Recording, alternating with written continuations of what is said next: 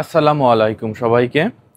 আজকে আপনাদের সঙ্গে আলোচনা করব এস্তোনিয়ার স্টুডেন্ট ভিসার বিষয়ে। কিভাবে আপনারা খুব সহজেই এই স্টুডেন্ট ভিসার জন্য আবেদন করবেন, কি কি ডকুমেন্টস লাগবে এই ভিসা আবেদন করতে, এবং কত টাকা খরচ হবে এই ভিসা আবেদনের জন্য। ইনশাল্লাহ এই সকল বিষয় নিয়ে আপনাদের সঙ্গে আলোচনা করার চেষ্টা করব। তো আজকের ভিডিওটি আপনারা যদি শেষ পর্যন্ত দেখেন, আশা করি আপনাদের জন্য এই স্টুডেন্ট ভিসা আবেদন খুবই সহজ হয়ে যাবে। তো ভিডিওর সঙ্গে থাকুন, মূল আলোচনা শুরু করি। মূল আলোচনার প্রথমেই কথা বলবো কি কি ডকুমেন্টস নিয়ে আপনারা এস্তোনিয়ার স্টুডেন্ট ভিসা আবেদন করবেন এবং সঠিক নিয়মে কিভাবে আপনারা এই ডকুমেন্টসগুলো রেডি করবেন।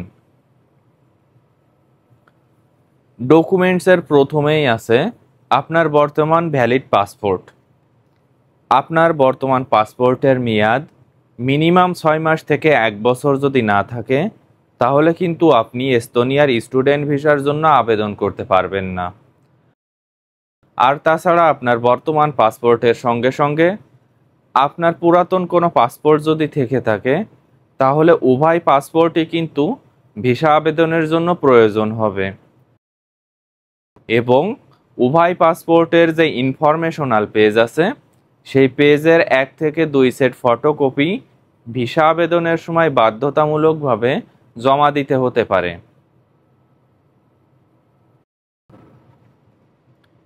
পাসপোর্টের সঙ্গে সঙ্গে আপনার প্রয়োজন হবে আপনার পাসপোর্ট সাইজ ছবির। ভিসা আবেদনের জন্য পাসপোর্ট সাইজ ছবি কিন্তু খুবই গুরুত্বপূর্ণ, এবং এই ছবির ব্যাকগ্রাউন্ড অবশ্যই সাদা থাকা লাগবে। আর তাছাড়া এই ছবির সাইজ হতে হবে 35x45 মিলিমিটার।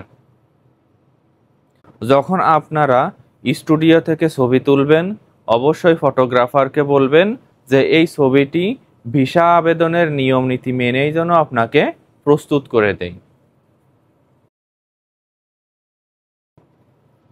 এখন যে ডকুমেন্টটি নিয়ে আপনাদের সঙ্গে আলোচনা করব, এই ডকুমেন্টটি ইউরোপের যে কোনো দেশের ভিসা আবেদনের জন্য খুবই গুরুত্বপূর্ণ।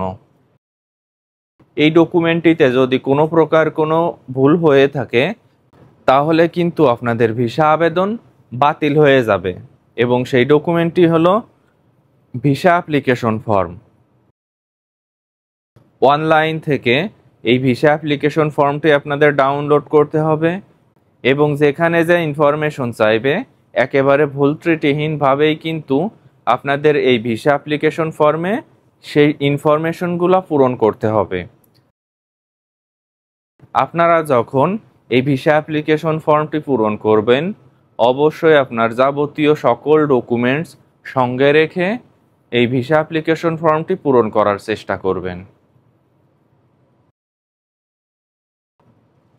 ভিসা অ্যাপ্লিকেশন ফর্মের পরে আপনার প্রয়োজন হবে ইউনিভার্সিটি অ্যাকসেপ্টেন্স লেটার। যেহেতু আপনি এস্তোনিয়াতে স্টুডেন্ট ভিসার জন্য আবেদন করবেন, সেক্ষেত্রে অবশ্যই আপনার ইউনিভার্সিটি অ্যাকসেপ্টেন্স লেটারের প্রয়োজন হবে।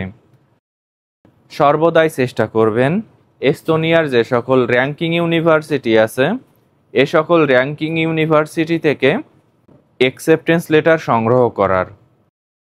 আপনি হয়তো খুব সহজেই নর্মাল ইউনিভার্সিটি থেকে অ্যাকসেপ্টেন্স লেটার সংগ্রহ করতে পারবেন, কিন্তু ভিসা হওয়ার ক্ষেত্রে কিন্তু আপনার ভালো র্যাঙ্কিং ইউনিভার্সিটির ভিসা অ্যাপ্রুভাল রেটই বেশি থাকে। ইউনিভার্সিটি অ্যাকসেপ্টেন্স লেটারের সঙ্গে সঙ্গে আপনার প্রয়োজন হবে একাডেমিক ডকুমেন্টস। আপনি যদি এস্তোনিয়াতে ব্যাচেলার্স ডিগ্রির জন্য পড়াশোনা করতে যেতে চান, তাহলে অবশ্যই আপনাকে এসএসসি প্লাস এইচএসসি সমমানের সকল ডকুমেন্টসের 1 থেকে 2 সেট ফটোকপির সঙ্গে সঙ্গে হার্ড কপিও কিন্তু ভিসা আবেদনের সময় সঙ্গে রাখতে হবে। এবং আপনি যদি মাস্টার্স ডিগ্রির জন্য এস্তোনিয়াতে পড়াশোনা করতে যেতে চান, সেক্ষেত্রে ভিসা আবেদনের সময় এসএসসি প্লাস এইচএসসি ডকুমেন্টের সঙ্গে সঙ্গে আপনার যে ব্যাচেলার্স ডিগ্রির ডকুমেন্টস আছে, সেই ডকুমেন্টসে কিন্তু ভিসা আবেদনের সময় জমা দিতে হবে। একাডেমিক রেজাল্টের সঙ্গে সঙ্গে আপনার প্রয়োজন হবে ইংলিশ প্রফিসিয়েন্সি সার্টিফিকেট। যেহেতু আপনি বাংলাদেশ থেকে ইউরোপের কান্ট্রিগুলোতে পড়াশোনা করতে যেতে চান, তাহলে অবশ্যই আপনার কিন্তু ইংলিশ প্রফিসিয়েন্সি সার্টিফিকেটের প্রয়োজন হবে। এবং এস্তোনিয়ার সকল ইউনিভার্সিটি কিন্তু খুবই র্যাঙ্কিং মানের হয়ে থাকে, তাই অবশ্যই চেষ্টা করবেন আপনার আইএলটিএস অথবা টোফেল স্কোর যেন খুব বেশি ভালো হয়ে থাকে। কেননা আপনার এই স্কোরগুলো যদি হাই লেভেলের হয়ে থাকে, তাহলে কিন্তু আপনি হাই র্যাঙ্কিংয়ের ইউনিভার্সিটিগুলোতে আবেদন করার সুযোগ পাবেন এবং আপনার স্কলারশিপ পাওয়ার সম্ভাবনাও কিন্তু অনেক বেশি থাকবে। এখন যে ডকুমেন্টটি নিয়ে আপনাদের সঙ্গে আলোচনা করব, এই ডকুমেন্টটি বাংলাদেশ থেকে যে কোনো দেশের ভিসা আবেদনের ক্ষেত্রে খুবই গুরুত্বপূর্ণ। এই ডকুমেন্টটিতে কোনো প্রকার কোনো ভুল ত্রুটি হয়ে থাকলে আপনার ভিসা রিজেক্ট হওয়ার সম্ভাবনা খুব বেশি পরিমাণ থাকে এবং সেই ডকুমেন্টটি হলো ব্যাংক স্টেটমেন্ট। যেহেতু আপনি ইউরোপীয় সেনজেনভুক্ত কান্ট্রিতে ভিসা আবেদন করবেন এবং সেইটি স্টুডেন্ট ভিসা, সেক্ষেত্রে অবশ্যই আপনার ব্যাংক স্টেটমেন্টে যথেষ্ট পরিমাণ টাকা থাকা লাগবে। আপনার ব্যাংক স্টেটমেন্টে যদি যথেষ্ট পরিমাণ টাকা না থাকে, সেক্ষেত্রে আপনার ভিসা হওয়ার সম্ভাবনাও কিন্তু খুব কম থাকবে। আপনারা সর্বদাই চেষ্টা করবেন কোনো প্রকার কোনো ফেক ডকুমেন্টস দেখানোর মাধ্যমে ভিসা আবেদন না করার জন্য। এম্বাসি অথরিটি যদি বুঝতে পারে যে আপনার ব্যাংক স্টেটমেন্ট সহ অন্যান্য ডকুমেন্টস ফেক, সেক্ষেত্রে সারা জীবনের জন্য ইউরোপের দেশগুলোতে আপনার ভিসা আবেদন বাতিল হয়ে যেতে পারে। ব্যাংক স্টেটমেন্টের পরে আপনার প্রয়োজন হবে লেটার অফ মোটিভেশন। যে কোনো দেশের স্টুডেন্ট ভিসা আবেদনের ক্ষেত্রে লেটার অফ মোটিভেশন কিন্তু খুবই গুরুত্বপূর্ণ। আপনারা যদি বুঝে উঠতে না পারেন যে কিভাবে খুব সহজেই একটি অ্যাট্রাকটিভ লেটার অফ মোটিভেশন লিখবেন, তাহলে আপনারা গুগল সার্চের মাধ্যমে অসংখ্য স্যাম্পল পেয়ে যাবেন। সেখান থেকে আপনাদের পছন্দ মতো একটি লেটার অফ মোটিভেশন লিখতে পারেন। লেটার অফ মোটিভেশনের সঙ্গে সঙ্গে আপনার প্রয়োজন হবে অ্যাকোমোডেশন প্রুফ। আপনি যদি এস্তোনিয়ার ইউনিভার্সিটি ডরমিটরিতে অবস্থান করতে চান, সেক্ষেত্রে সেই ডরমিটরির প্রমাণপত্র, অথবা আপনি যদি চান এস্তোনিয়াতে যে ব্যক্তিগতভাবে বাসা ভাড়া করে থাকবেন, সেইটার ক্ষেত্রেও কিন্তু আপনাদের সেই বাসার যে কন্ট্রাক্ট পেপার আছে তার একটি কপি ভিসা আবেদনের সময় জমা দিতে হবে। প্রুফ অফ অ্যাকোমোডেশন ডকুমেন্টসের সঙ্গে সঙ্গে আপনার প্রয়োজন হবে বার্থ সার্টিফিকেট। আপনার যদি এনআইডি কার্ড না থেকে থাকে, তাহলে অবশ্যই আপনার বার্থ সার্টিফিকেটের একটি কপি ভিসা আবেদনের সময় জমা দেওয়া বাধ্যতামূলক। আর তাছাড়া আপনার প্রয়োজন হবে পুলিশ ক্লিয়ারেন্স সার্টিফিকেট। বাংলাদেশে আপনি কোনো প্রকার কোনো ক্রাইমের সঙ্গে জড়িত কিনা তার প্রমাণপত্র হিসাবে পুলিশ ক্লিয়ারেন্স সার্টিফিকেট জমা দেওয়া কিন্তু বাধ্যতামূলক। অনলাইনের মাধ্যমে আপনারা খুব সহজেই এই পুলিশ ক্লিয়ারেন্স সার্টিফিকেট হাতে পেতে পারেন। এবং সর্বশেষ যে ডকুমেন্টটি নিয়ে আপনাদের সঙ্গে আলোচনা করব, সেইটি হলো কাভার লেটার।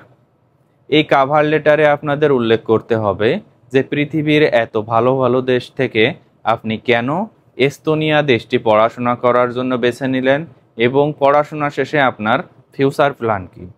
এই সকল বিষয় কিন্তু খুব গুরুত্বের সাথে কাভার লেটারে উল্লেখ করতে হবে। এই যে ডকুমেন্টগুলো নিয়ে আপনাদের সঙ্গে আলোচনা করলাম, এর প্রত্যেকটি ডকুমেন্টসে কিন্তু ভিসা আবেদনের সময় জমা দেওয়া বাধ্যতামূলক।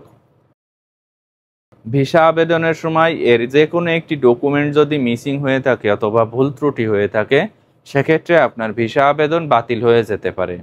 তাই আবেদনের পূর্বে বারবার চেক করে নেবেন যে আপনার ডকুমেন্টসগুলো সঠিকভাবে আছে কিনা।